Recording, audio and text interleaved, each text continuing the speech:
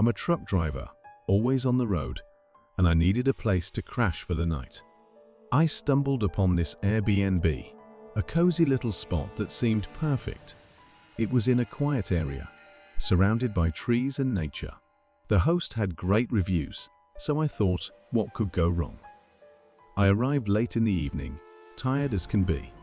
As I parked my truck and made my way to the front door, something felt off. The air was still, and there was a strange silence hanging around. But, you know, I didn't pay much attention to it. I just wanted a good night's sleep.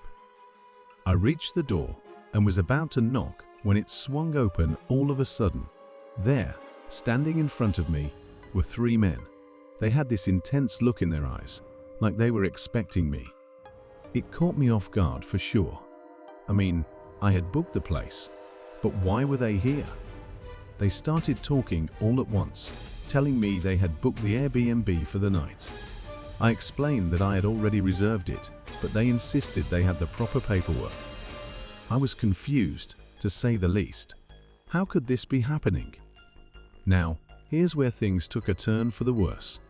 The men were big and imposing, each with an air of menace around them. I felt a chill run down my spine as I noticed their cold stares. They were determined to stay, and I could tell they weren't the type to take no for an answer. I tried to reason with them, explaining that I was exhausted from a long drive and just needed some rest. But they didn't budge. They got more aggressive, their voices growing louder and angrier by the minute. It was like a pressure cooker ready to explode. Fear started creeping in, and I knew I had to think fast. I took out my phone and dialed the Airbnb host, hoping they could clear up the confusion. But to my horror, there was no signal. It was as if we were cut off from the outside world, trapped in this eerie nightmare. Desperate and scared, I decided to retreat back to my truck and find another place to stay. I turned around and made a beeline for my vehicle, only to realize that the men were following me, closing in with every step. My heart pounded in my chest, and my mind raced with thoughts of what they might do. Just as I reached my truck and fumbled for the keys, the men surrounded me. Their eyes burned with a twisted mix of anger and something more sinister.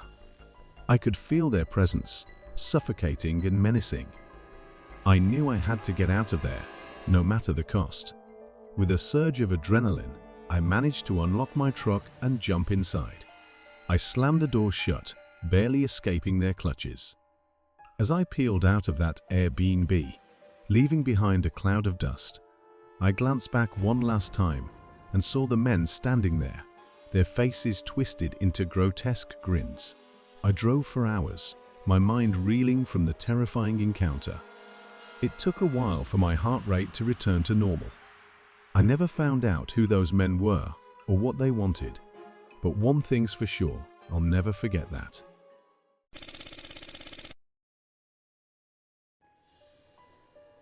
I was so tired and pulled up to this beautiful rustic-looking Airbnb.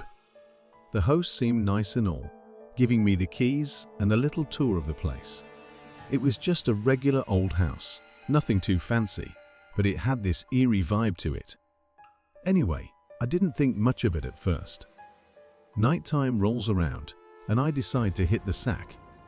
I climb into bed, close my eyes, and just as I'm about to drift off into dreamland, my phone buzzes with a text message.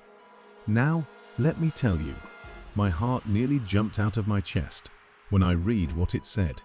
The message went something like this: "Hey, I just left your basement. There are two guys down there. I don't know what they're doing, but it looks serious. Please be careful." Can you imagine the panic that rushed through my veins? I mean, who were these people, and what were they doing in the basement? I immediately called the police, but they told me it would take some time for them to arrive. Meanwhile, I had to make sure those guys didn't try anything funny.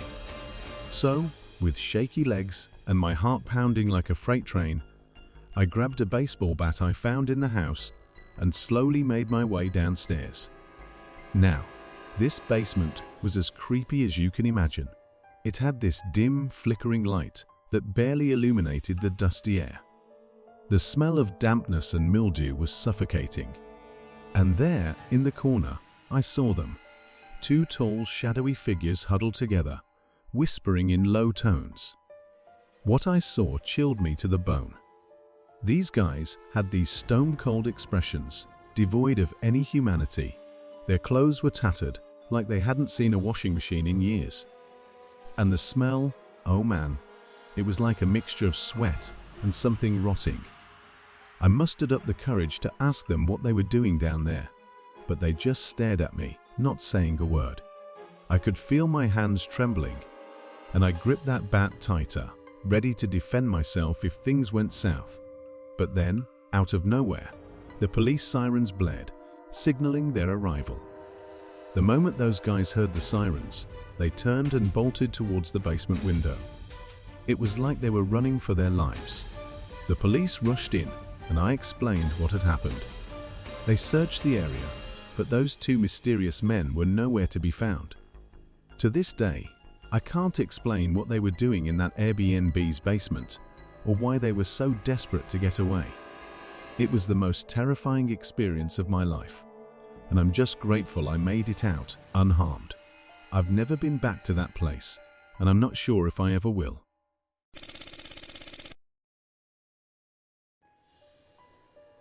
I was tired as a dog, pulling up to this cozy-looking Airbnb.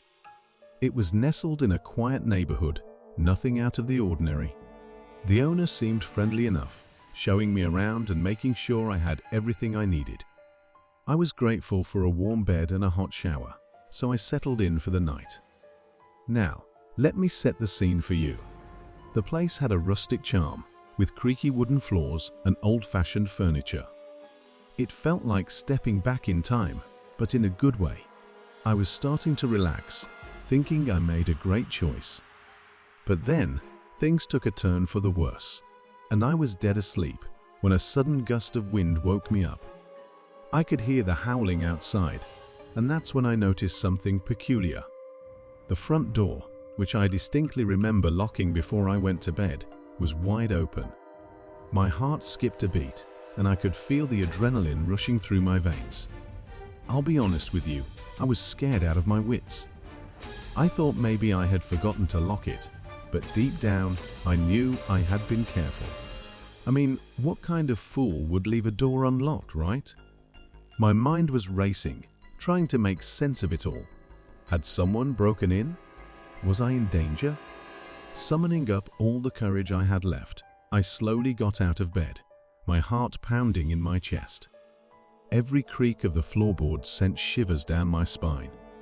I tiptoed towards the front door, my mind racing with a million thoughts.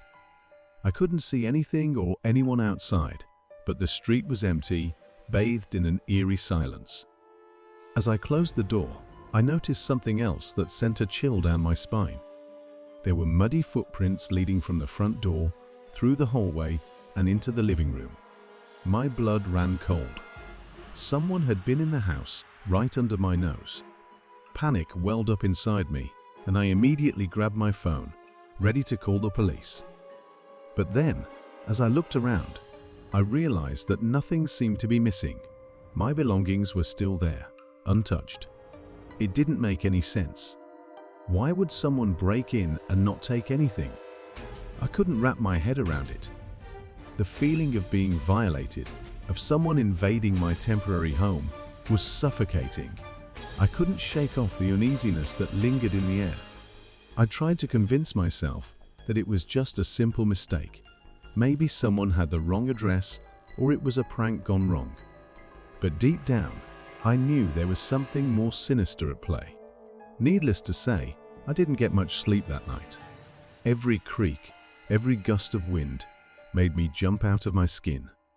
I couldn't wait for the sun to rise, to put this nightmare behind me.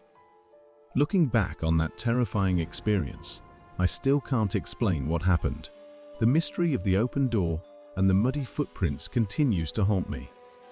Was it a random act? Or was someone targeting me specifically? I guess I'll never know.